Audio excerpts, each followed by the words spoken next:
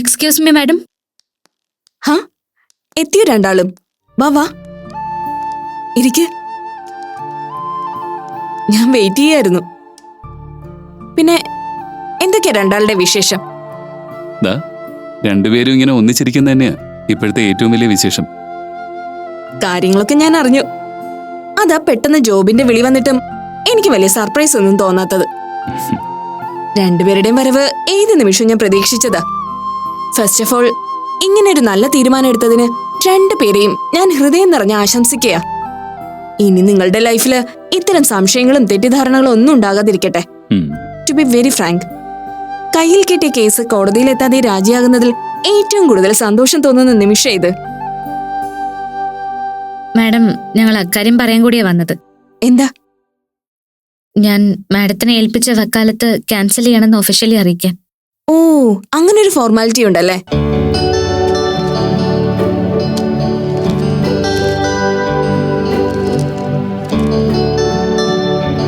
പറയൂ, ഞാൻ ഇനി ഇതെന്താ വേണ്ടത്? അത് നശിപ്പിച്ചു കളഞ്ഞേക്കും മാഡം. എങ്കിലേ അത് സ്വന്തം കൈകൊണ്ട് തന്നെ ആയിക്കോട്ടെ. ദാ,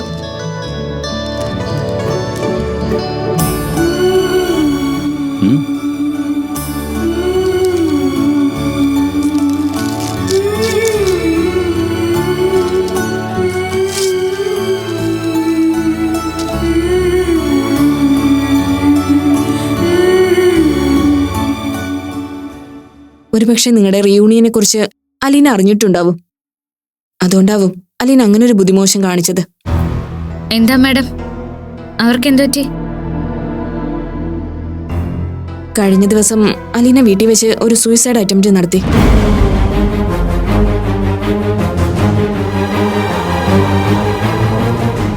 എന്തോ ഭാഗ്യം കൊണ്ട് ആ സമയത്ത് എന്റെ ശ്രദ്ധയിൽ പെട്ടു.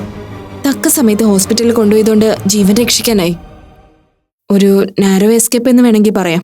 എന്നിട്ട് അലീന ഇപ്പൊ എവിടെയാ? ഹോസ്പിറ്റലിൽ തന്നെയാണോ? ഏയ് അല്ലല്ല, ഇപ്പൊ വീട്ടിലുണ്ട്.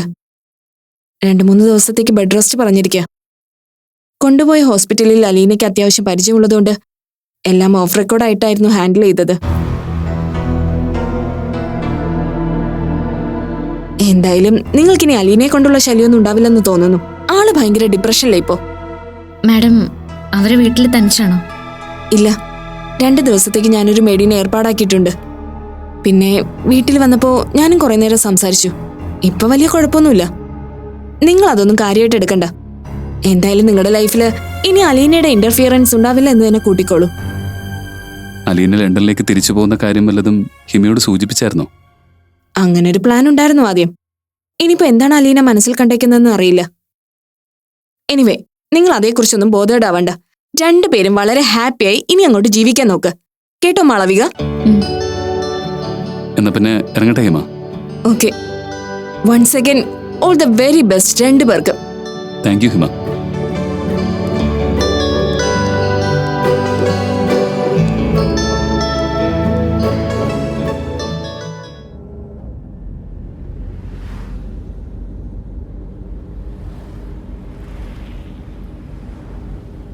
ഹലോ, എന്താടോ വളരെ ഗ്ലൂമി ആയിട്ടിരിക്കുന്നത്? വക്കീലിനെ കാണാൻ പോയ ആവേശമൊന്നും ഇപ്പൊ കാണുന്നില്ലല്ലോ. എന്തുപറ്റി? ഏയ് ഒന്നുമില്ല. അത് വെറുതെ. എന്താടോ, എന്താ താൻ പെട്ടെന്ന് മൂഡ് ഓഫ് ആയത്? എന്തെങ്കിലും കാര്യമുണ്ടോ? ഉണ്ടെങ്കിൽ അതെന്നോട് തുറന്നു പറയുമാളൂ. എന്തിനാ ഈ സങ്കോചം? എടോ, നമുക്കിപ്പം തന്നെ തൻ്റെ വീട്ടിലേക്ക് പോകണം. വേണമെങ്കിൽ ലഞ്ച് പുറത്തുനിന്നാക്കാം. അത് കഴിഞ്ഞ് ഏതെങ്കിലും മൂവിക്ക് കയറാം. അല്ലെങ്കിൽ മോളിൽ കുറച്ചു നേരം വായി നോക്കി നടക്കാം. എന്ന് പറയുന്നു. ഏയ് ഒന്നും വേണ്ട ഡോക്ടർ. എങ്കിൽ പിന്നെ നമുക്ക് വീട്ടിലേക്ക് തന്നെ പോവാല്ലേ? ഡോക്ടർ, എനിക്ക് കുറച്ച് കാര്യങ്ങൾ സംസാരിക്കാനുണ്ട്. സ്വസ്ഥമായിട്ട് സംസാരിക്കാൻ പറ്റിയ ഏതെങ്കിലും ഒരു സ്ഥലത്ത് നിന്ന് നിർത്തുമോ? എങ്കിൽ പിന്നെ നേരത്തെ പറഞ്ഞുകൂടായിരുന്നു തനിക്ക്. ഞാൻ എപ്പോഴേ റെഡി. എന്താ തൻ്റെ പ്രശ്നമെന്ന് അറിയാൻ വേണ്ടി ഇരിക്കായിരുന്നു ഞാൻ. നമുക്ക് ഓരോ ജ്യൂസ് കഴിച്ചുകൊണ്ടാവും സംസാരം. ഓക്കെ അല്ലേ?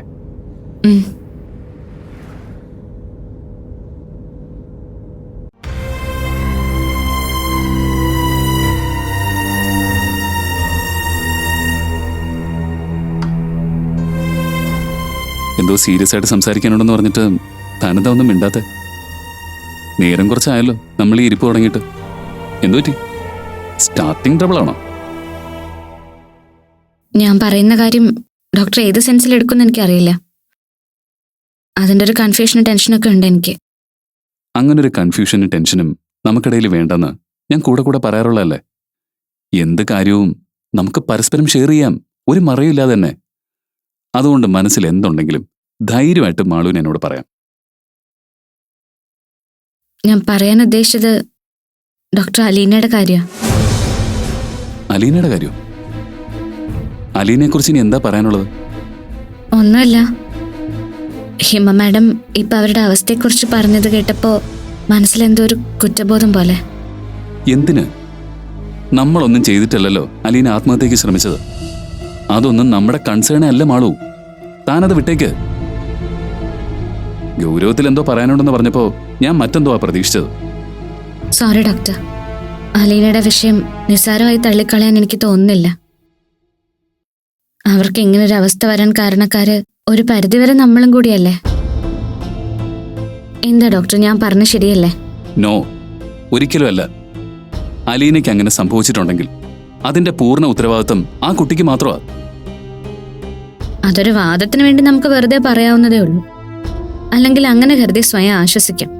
പക്ഷേ യാഥാർത്ഥ്യം എന്താണെന്നൊന്ന് മനസ്സിരുത്തി ചിന്തിച്ചാൽ നമുക്ക് മനസ്സിലാവും. എത്രമേൽ മാനസിക സംഘർഷം ഉണ്ടായിട്ടായിരിക്കും അലീന ആത്മഹത്യക്ക് ശ്രമിച്ചത്. ആ മാനസികാവസ്ഥ എന്താണെന്ന് കൃത്യമായി അറിയാവുന്ന ആളാ ഞാൻ. അതുകൊണ്ടായി പറയുന്നത്. ഒരുപക്ഷെ ഞാനും ഡോക്ടറും കൂടി അലീനയെ വിളിച്ചു വരുത്തി സംസാരിച്ചില്ലേ, അതുപോലും അലീനയുടെ ആത്മാഭിമാനത്തെ വ്രണപ്പെടുത്തിയിട്ടുണ്ടാവും. ആ ഒരു പരാജയഭീതിയാവും അവരെ കൊണ്ട് ഇങ്ങനെ ചിന്തിക്കാനും പ്രവർത്തിക്കാനും പ്രേരിപ്പിച്ചത്. അങ്ങനൊരു മീറ്റിംഗ് വേണ്ടിയിരുന്നില്ല എന്ന് അന്നേ ഞാൻ തന്നോട് പറഞ്ഞിരുന്നല്ലേ. അപ്പൊ തനിക്കായിരുന്നല്ലോ അലീനയെ വിളിച്ചു വരുത്തി സംസാരിക്കണമെന്ന് നിർബന്ധം. പ്ലീസ് ഡോക്ടർ, ഇനി അതിന്റെ പേരിൽ എന്നെ കുറ്റപ്പെടുത്തല്ലേ. ഇപ്പൊ തന്നെ വല്ലാത്തൊരു മാനസികാവസ്ഥയല്ല ഞാൻ. പോട്ടെ, സംഭവിക്കാനുള്ളതൊക്കെ സംഭവിച്ചു. ഭാഗ്യത്തിന് അലീന സർവൈവ് ചെയ്തല്ലോ. അതുകൊണ്ട് സംഭവിച്ചു പോയതിൽ കുറ്റബോധമൊന്നും തോന്നേണ്ട ആവശ്യമില്ല. അങ്ങനെയല്ല ഡോക്ടർ, നമുക്ക് അവരുടെ വ്യക്തിപരമായ ഒരു വിദ്വേഷവും ഇല്ലെന്നും കഴിഞ്ഞതെല്ലാം നമ്മൾ മറന്നു കഴിഞ്ഞിരിക്കുന്നെന്നും അവരെ ബോധ്യപ്പെടുത്തണം. നോ, നമ്മളിനി ആ വിഷയം ആരുമായും ചർച്ച ചെയ്യാതിരിക്കുന്ന ആള് നല്ലത്. പറയാനുള്ളത് ആ കുട്ടിയോട് താൻ പറഞ്ഞു കഴിഞ്ഞു. ഇനി ആ കാര്യത്തിൽ ഒരു പോസ്റ്റ്മോർട്ടം ഒന്നും വേണ്ട. അങ്ങനെയല്ല ഡോക്ടർ, ദയവേത് ഞാൻ പറയുന്നൊന്ന് മനസ്സിലാക്ക്. നമുക്ക് രണ്ടുപേർക്ക് കൂടി അലീനെ ഒന്ന് പോയി കാണാം. അലീനെ കാണാനോ? എന്തിന്? അതിന്റെ ആവശ്യമൊന്നുമില്ല. താൻ വെറുതെ ആവശ്യമില്ലാത്ത കാര്യത്തിനൊന്നും വാശി പിടിക്കല്ലേ. എന്റെ വാശിയല്ല ഡോക്ടർ, എന്റെ ഒരു മനസ്സമാധാനത്തിന് വേണ്ടിയാ ഞാൻ ഈ പറയുന്നത്. ഞാൻ പറഞ്ഞ പോലെ രണ്ടുപേർക്ക് ഒന്നിച്ചു പോയി അവരെ കണ്ട് ആശ്വസിപ്പിക്കാം. കഴിഞ്ഞൊന്ന് ഓർത്ത് വിഷമിക്കരുതെന്ന് പറയാം. നമുക്കവരോട് മാനസികമായ ഒരു ഉദ്ദേശമില്ലെന്ന് അവരെ കൺവിൻസ് ചെയ്യണമെങ്കിൽ തീർച്ചയായും നമ്മൾ നേരിട്ട് തന്നെ ചെന്ന് അലീനെ കാണേണ്ടതുണ്ട്. നോ, താൻ ഈ പറയുന്നതിനോട് എനിക്കൊട്ടും യോജിപ്പില്ല. അവരായി അവരുടെ പാടായി. താനെന്ന് പറഞ്ഞതുപോലെ സ്വന്തം ലൈഫ് എങ്ങനെ ജീവിക്കണമെന്ന് അലീനയ്ക്ക് നന്നായിട്ട് അറിയാം. അതവരെ ആരും പറഞ്ഞ് ബോധിപ്പിക്കേണ്ട കാര്യമൊന്നുമില്ല. ഇപ്പം നമ്മൾ രണ്ടുപേരും അലീനയുടെ ജീവിതത്തിൽ ഒരു തരത്തിൽ ഇടപെടുന്നില്ല. തുടർന്ന് അങ്ങോട്ടും അങ്ങനെ മതി. Doctor please. മളു, വേണ്ട. ഇനി ഇക്കാര്യം പറഞ്ഞ് നമ്മൾ തമ്മിലൊരു തർക്കവും പിണക്കവും വേണ്ട. അലീനയെ പോയി കാണുന്നതിനോ ആശ്വസിപ്പിക്കുന്നതിനോ 1% പോലും എനിക്ക് യോജിക്കാനാവില്ല. ഈ കാര്യത്തിൽ എന്റെ തീരുമാനം അതാ. ഇനി തനിക്ക് എന്ത് വേണമെങ്കിലും തീരുമാനിക്കാം.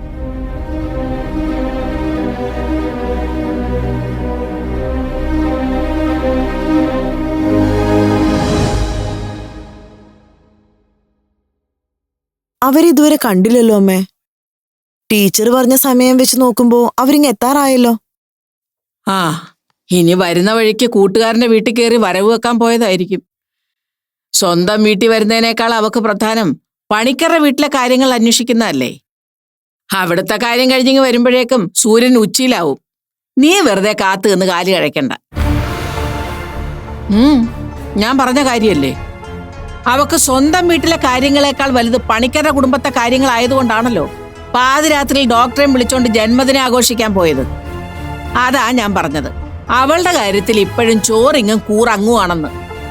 അമ്മ ഇനി ആ കാര്യമൊക്കെ പറഞ്ഞിന് വഴക്കിന് നിൽക്കണ്ട. അവള് പറഞ്ഞതിൽ എവിടെയെങ്കിലുമൊക്കെ ശരിയുള്ളതുകൊണ്ടായിരിക്കുമല്ലോ ജോബിന് അവളെയും കൊണ്ട് ഗീതേച്ചിയുടെ അടുത്ത് പോയത്. പിന്നെ അവള് പറയുന്നത് മാത്രമാ ശരി. ബാക്കിയുള്ളവരൊക്കെ പൊട്ടത്തരം വിളമ്പുന്ന മണ്ടന്മാരും. എന്റെ അശ്വതി, നീ മുരളി ഇങ്ങനെ പ്രതികരിക്കേണ്ട സമയത്ത് പ്രതികരിക്കാതിരിക്കുന്നതിന്റെ കുഴപ്പങ്ങളാ ഇതൊക്കെ. ഒരിക്കൽ തീ ചവിട്ടി കാലുവെന്താ പിന്നെ അതിനുള്ള അവസരം ഉണ്ടാക്കരുത്. അങ്ങനെയാ ബുദ്ധിയുള്ളവർ ചെയ്യുക.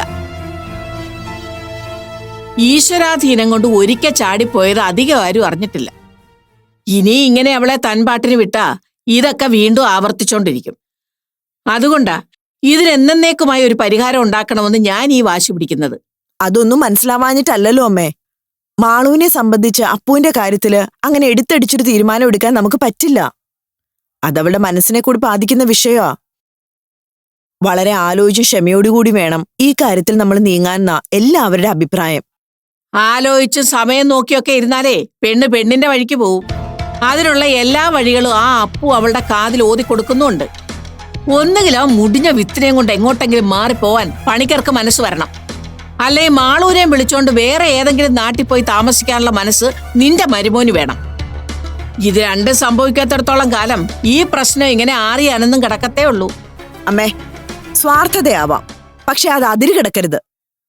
അതെന്താ നീ അങ്ങനെ പറഞ്ഞേ? നമ്മുടെ സ്വസ്ഥതയ്ക്ക് വേണ്ടി മറ്റൊരു കുടുംബത്തിനെ നാട്ടിൽ നിന്ന് ഓടിക്കാനാണോ നോക്കേണ്ടത്? ഇതിനാണോ അമ്മയെന്നും അമ്പലത്തിൽ പോയി പ്രാർത്ഥിക്കുന്നത്? കഷ്ടം.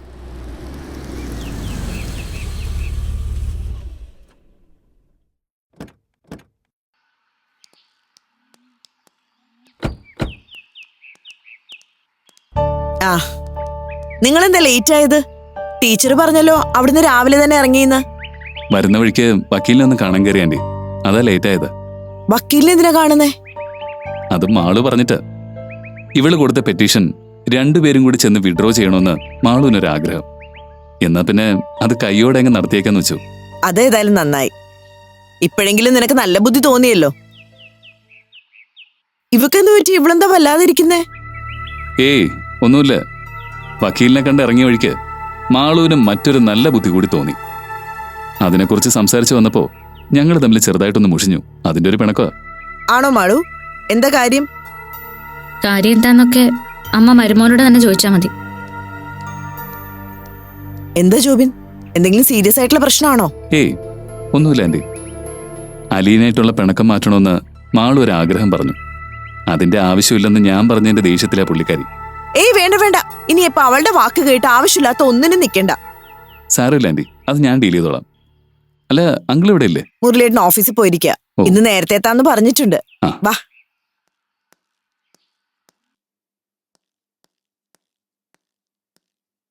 മുത്തശ്ശി ഇവിടെ ഉണ്ടായിരുന്നോ? എന്താ ഒന്നും മിണ്ടാതിരിക്കുന്നെ? ഓ, നമ്മൾ എന്ത് മിണ്ടാനാ ഡോക്ടറെ? അല്ലേലും നമ്മൾ വല്ലതും മിണ്ടിയാലും അതിനൊരു വിലയില്ലല്ലോ. ആര് പറഞ്ഞു വിലയില്ലെന്ന്? ആ പിന്നെ മുത്തശ്ശി, അന്ന് മുദ്രപത്രത്തിൽ എഴുതിരുന്നൊരു കാര്യം പറഞ്ഞില്ലായിരുന്നോ? വക്കീലിനോട് ഞാനത് ചോദിച്ചു. അതിൻ്റെ ഒന്നും ആവശ്യമില്ലെന്ന വക്കീല് പറയുന്നത്. അഥവാ മാളു ഇനി അങ്ങനെ എഴുതി തരാൻ തയ്യാറായാലും നിയമപരമായി അതിനൊരു സാധ്യതയില്ലെന്ന വക്കീലിന്റെ അഭിപ്രായം. നിയമപരമായിട്ട് സാധ്യതയില്ലാത്ത പലതുമാണല്ലോ ഇവിടെ സംഭവിക്കുന്നത്. അപ്പൊ പിന്നെ കൂട്ടത്തിൽ അങ്ങനെ ഒരു കടലാസ് കൂടി ഉണ്ടെങ്കിൽ വലിയ കുഴപ്പമൊന്നുമില്ല. അതെ, കാര്യങ്ങളൊക്കെ ഞാൻ അശ്വതിയോട് പറഞ്ഞിട്ടുണ്ട്. സൗകര്യം പോലെ ഡോക്ടർ അതൊക്കെ ഒന്ന് കേൾക്കണം. അത്രയേ എനിക്ക് പറയാനുള്ളൂ.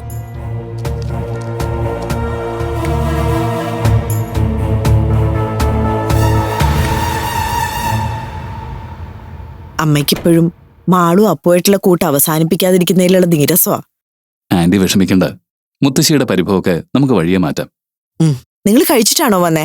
അല്ലെങ്കിൽ മാളുവിനെ വിളിക്കുക, കഴിക്കാനെടുക്കാം. വേണ്ട ആന്റി, ഞങ്ങൾ ബ്രേക്ക്ഫാസ്റ്റ് കഴിഞ്ഞിട്ട് ഇറങ്ങിയത്. ഞാൻ റൂമിലേക്ക് ചെല്ലട്ടെ.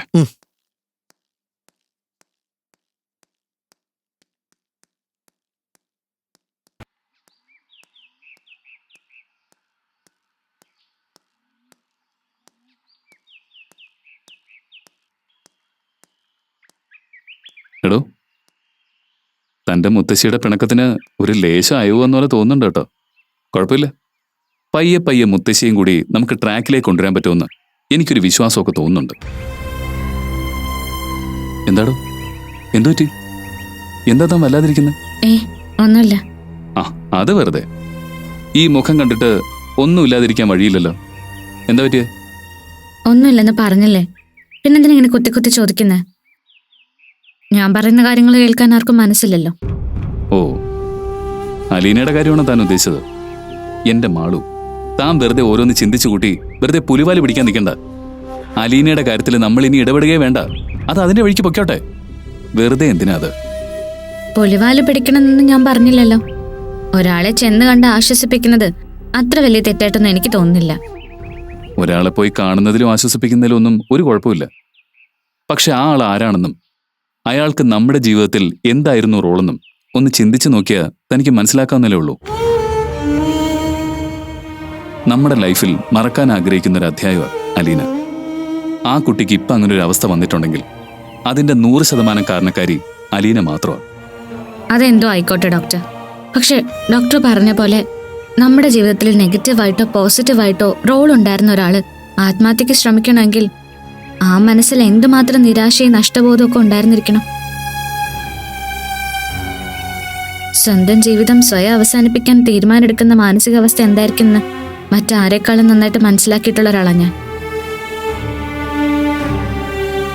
അതുകൊണ്ടാ അവരെ ചെന്ന് കണ്ട് ജീവിതത്തിലേക്ക് തിരിച്ചു വരാൻ മോട്ടിവേറ്റ് ചെയ്യേണ്ടതിന്റെ ആവശ്യകതയെക്കുറിച്ച് ഞാൻ പറഞ്ഞത്. അലീനയുടെ സ്ഥാനത്ത് മറ്റാരായിരുന്നെങ്കിലും ഞാൻ ഈ കാര്യത്തിൽ ഒരു നോ പറയുമെന്ന് തനിക്ക് തോന്നുന്നുണ്ടോ? ഇപ്പൊ അങ്ങനെ ഒരു വിസിറ്റിന്റെ ആവശ്യമില്ലെന്ന് ഞാൻ പറഞ്ഞത് തന്റെ നന്മയെ കരുതിയാമാളൂ. അതാ ഡോക്ടറിന്റെ ഏറ്റവും വലിയ പ്രശ്നം. എല്ലാവരും എന്റെ നന്മയെക്കുറിച്ച് മാത്രം ആലോചിക്കുന്നത്. മറ്റാരുടെ ലൈഫ് ഇരുട്ടിലാക്കുന്നത് ആർക്കും ഒരു കൺസേൺ അല്ല. പക്ഷെ എനിക്കങ്ങനെ ചിന്തിക്കാൻ കഴിയുന്നില്ല. ഞാൻ കാരണം മറ്റുള്ളവരുടെ ജീവിതത്തിൽ ഉണ്ടാകുന്ന ദുരന്തങ്ങൾ എന്റെ മനസ്സിനെ എപ്പോഴും അലട്ടിക്കൊണ്ടിരിക്കുക. അത് അലീനയാണെങ്കിലും അപ്പു ആണെങ്കിലും ഡോക്ടർ ആണെങ്കിലും എനിക്കതൊന്നും വേർതിരിച്ച് കാണാനാവുന്നില്ല. അതാ എന്റെ പ്രശ്നം.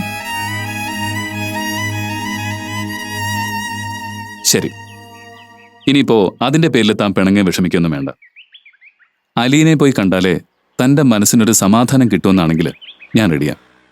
പക്ഷെ ഒരു കാര്യം, നമ്മൾ അങ്ങനെ ആ കുട്ടിയെ കാണാൻ പോകുന്ന കാര്യം മറ്റാരും അറിയരുത്, പ്രത്യേകിച്ചും ഇവിടെ ഉള്ളവര്. അത് മറ്റൊന്നും കൊണ്ടല്ല, താൻ പറഞ്ഞ അതിന്റെ സ്പിരിറ്റിൽ എനിക്ക് ഉൾക്കൊള്ളാനാവും. പക്ഷെ മുരളി അങ്കിളിനും അശ്വതി ആന്റിക്കും അങ്ങനെ ആവണമെന്നില്ല. ഈവൻ അപ്പൂന് പോലും ഒരു പക്ഷേ തന്റെ ഈ തീരുമാനം ഡൈജസ്റ്റ് ആവണമെന്നില്ല. അതുകൊണ്ട് പറഞ്ഞതേ ഉള്ളൂ. ശരി, ആരും അറിയാൻ പോകുന്നില്ല. എന്നാലും നമുക്ക് അലീനെ ഒന്ന് പോയി കാണുക തന്നെ വേണം ഡോക്ടർ. എന്നാലേ എന്റെ മനസ്സിനൊരു സമാധാനം ഉണ്ടാവും. അതുകൊണ്ടാ. അതെനിക്ക് മനസ്സിലായതുകൊണ്ടാണല്ലോ ഞാൻ സമ്മതിച്ചത്. ഇപ്പൊ സന്തോഷമായല്ലോ. എനിക്ക് വേണ്ടി ഡോക്ടർ വീണ്ടും കോംപ്രമൈസ് ചെയ്യുന്നൊന്നല്ലല്ലോ. കോംപ്രമൈസ് എന്ന വാക്കല്ല, മനസ്സിലാക്കല കുറച്ചുകൂടി ഈ കോണ്ടെക്സ്റ്റിൽ ശരിയായ വാക്ക്. ഓക്കെ, വാ.